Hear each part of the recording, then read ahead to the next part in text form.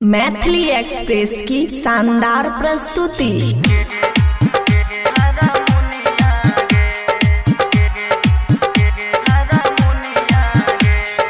DJ Guddu राज मधुबनी।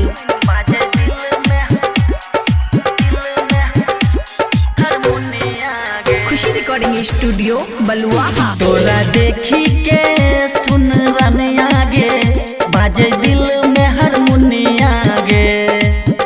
तोरा देखी के सुन रनिया गे बाजे दिल में हारमोनिया गे। बाजे सरगम गे बंजो हम दम गे। बाजे सरगम गे बंजो हम दम गे। हमें भूल गेलो दुनिया गे। तोरा देखी के सुन रनिया गे बाजे दिल में हारमोनिया गे।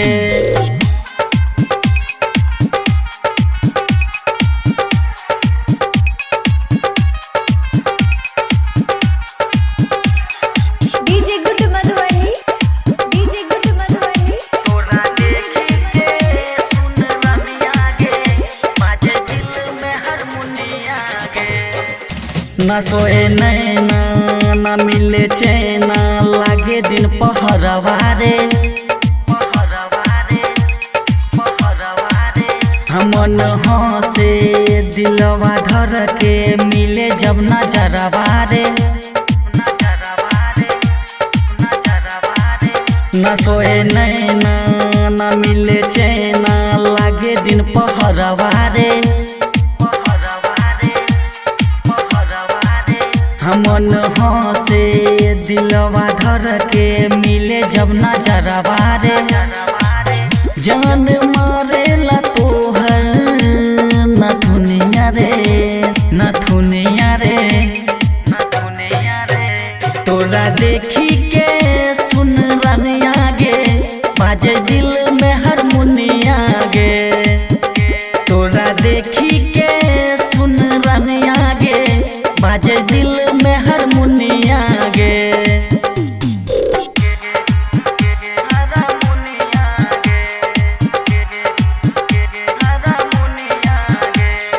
डीजे गुड्डू राज मधुबनी।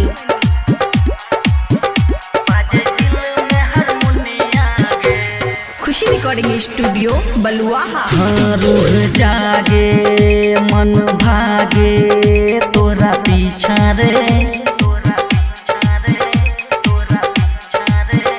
तोहर गलिया ओठ ललिया देखी ऊपर नीचा रे।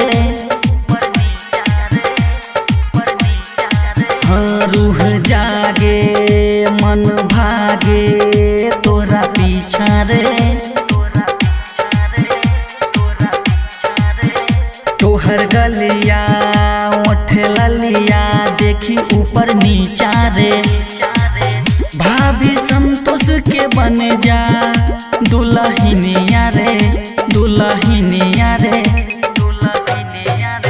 तोरा देखी के सुन रनिया गे दिल में बाजे हारमोनिया गे। तोरा देखी के सुन रनिया गे दिल में बाजे हारमोनिया गे। खुशी रिकॉर्डिंग स्टूडियो बलुआहा।